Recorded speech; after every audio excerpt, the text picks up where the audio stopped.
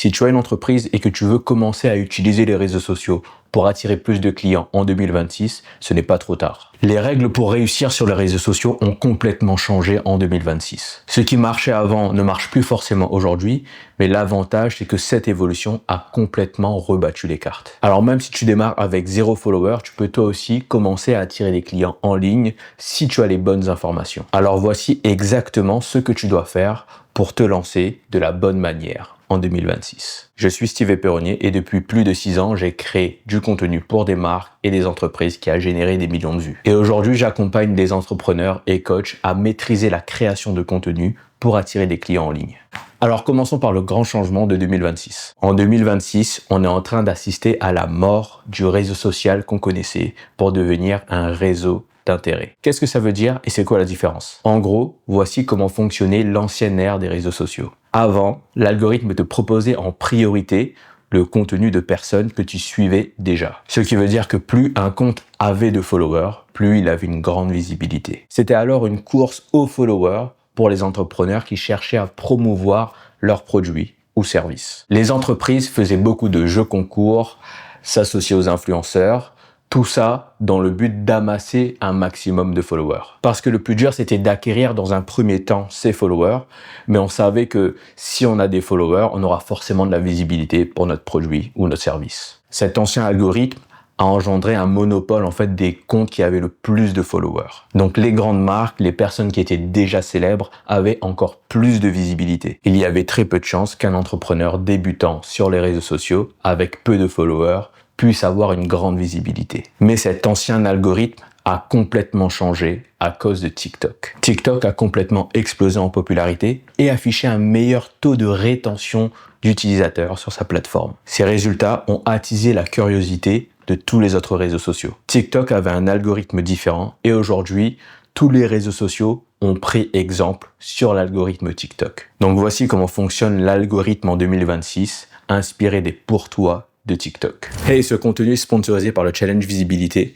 Donc si tu voulais lancer ton entreprise sur les réseaux sociaux mais tu sais pas par où commencer, je te propose de t'accompagner 5 jours 1 à 1 gratuitement. Il suffit juste de t'inscrire sur le lien en description et je reviens vers toi. Maintenant, reprenons la vidéo.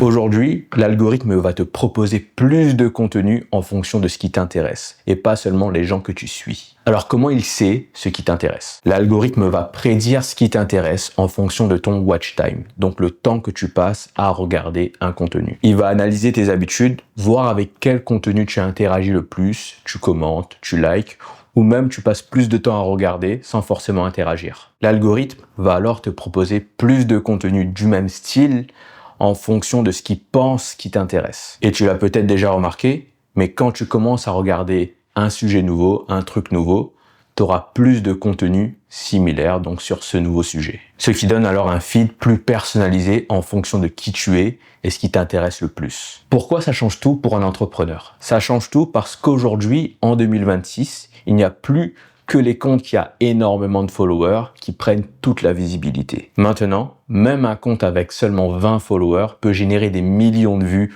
pour son entreprise s'il propose du contenu de qualité qui intéresse les gens. J'en ai même fait l'expérience récemment avec une vidéo d'un de mes clients qui a généré plus de 170 000 vues avec seulement 50 followers de base. Aujourd'hui, tu peux exploser en visibilité du jour au lendemain, même de zéro. Tout le monde a sa chance tant qu'on propose du contenu intéressant. Donc maintenant qu'on a compris l'importance de la qualité du contenu, on peut se poser la question, mais du coup, comment on fait pour créer du contenu qui intéresse les gens?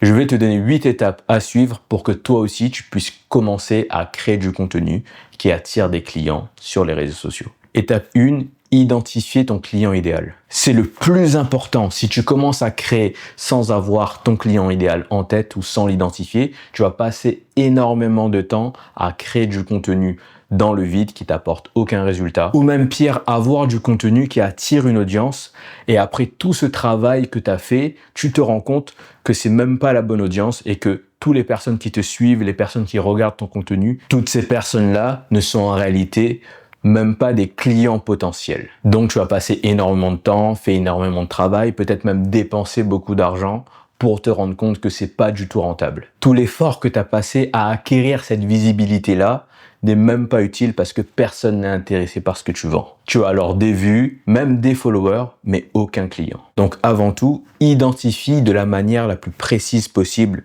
ton client idéal parce que tout ton contenu va s'adresser à lui particulièrement. Donc une fois que tu as identifié de manière précise ton client idéal, on passe à la prochaine étape. Étape numéro 2, avoir un message clair. Il est important que ton client comprenne de la manière la plus simple possible comment tu peux l'aider. Ça sera la ligne directrice de ton contenu. Plus ton message est clair, plus ton contenu sera ciblé pour attirer les bonnes personnes. En pratique, comment avoir un message clair? Complète cette phrase. J'aide client idéal à résoudre problème avec solution.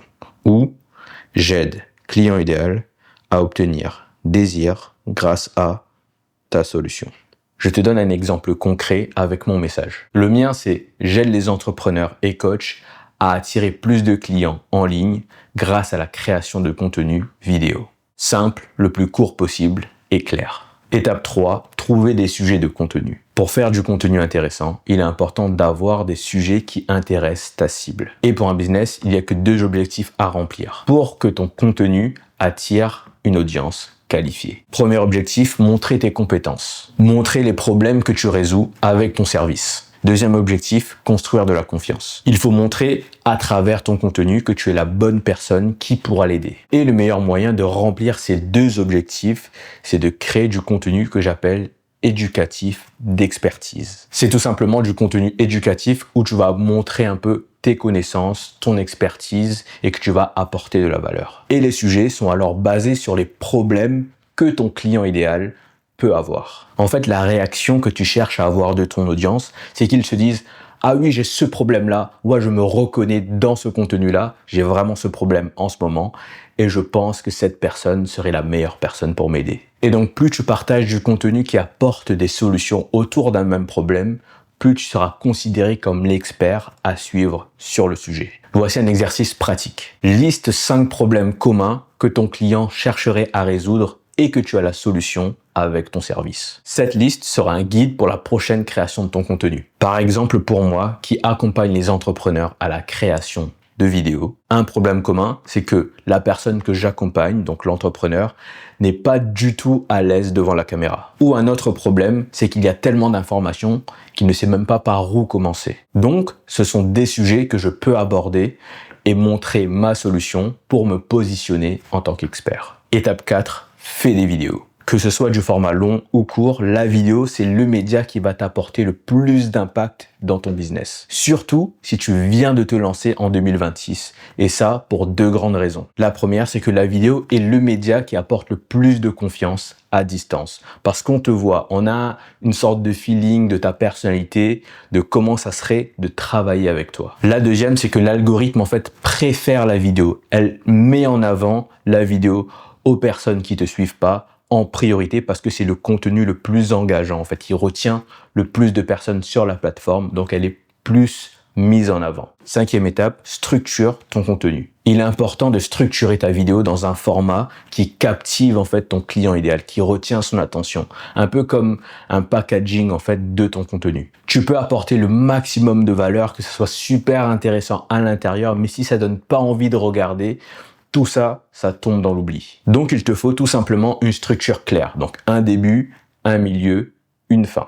Pour commencer, utilise une structure simple en 3 étapes. Première partie, le hook. Donc, c'est l'intro, le début, les 3 premières secondes qui sont importantes, qui doivent attiser la curiosité de ton audience et les 30 premières secondes pour du format long. Donc, 3 secondes pour le format court, 30 secondes, 30 premières secondes pour le format long. Deuxième partie, c'est le développement. C'est là où tu vas donner ta valeur, donner ta solution, montrer un peu ton expertise. Donc, troisième partie, la conclusion, une chose à retenir, par exemple, pour passer à l'action. En plus de ces 3 parties, on a le CTA, donc le call to action. Donc, c'est simplement l'action que tu veux que la personne qui regarde ton contenu fasse. Donc, par exemple, commenter, s'abonner, cliquer sur ton lien, etc. 6e étape, priorise le volume et la constance. Ne tombe surtout pas dans le piège du perfectionnisme. Le premier objectif, c'est d'acquérir de l'expérience, construire un peu ce muscle-là du créateur de contenu. Tu dois te concentrer sur la quantité en premier temps et la qualité, elle viendra au fur et à mesure avec l'expérience. Suis un rythme régulier et poste en quantité dans un premier temps. Le début, c'est une phase de test. Tu dois tester différents hooks, différents visuels, différentes manières d'approcher en fait ton contenu pour trouver un peu ta recette secrète, la recette qui te correspond et correspond aussi à l'audience qui te suit, donc ton client idéal. 7e étape, pense long terme. La meilleure analogie que j'utilise pour décrire la création de contenu, il faut l'approcher comme l'agriculture. Créer du contenu, c'est un peu comme l'agriculture. Tu plantes plein de graines, tu la nourris patiemment, tu récoltes pas les fruits immédiatement. La création de contenu peut prendre plus de temps, mais le jour où ça prend fruit, tu n'auras plus jamais à courir derrière un client, mais c'est eux-mêmes qui seront attirés et ils vont venir eux-mêmes vers toi. 8e et dernière étape, mais c'est la plus importante, c'est passe à l'action. Tout ce que je viens d'expliquer ne sert à rien si tu ne passes pas à l'action. Ne tombe pas dans le piège de regarder encore une autre vidéo, avoir encore plus d'informations. Tu as bien assez d'informations pour commencer. Il est encore temps, mais tu dois juste te lancer et commencer à créer. Je te souhaite de tout réussir pour cette année 2026. Vas-y, lance-toi, crée, partage ton message et le succès t'attend.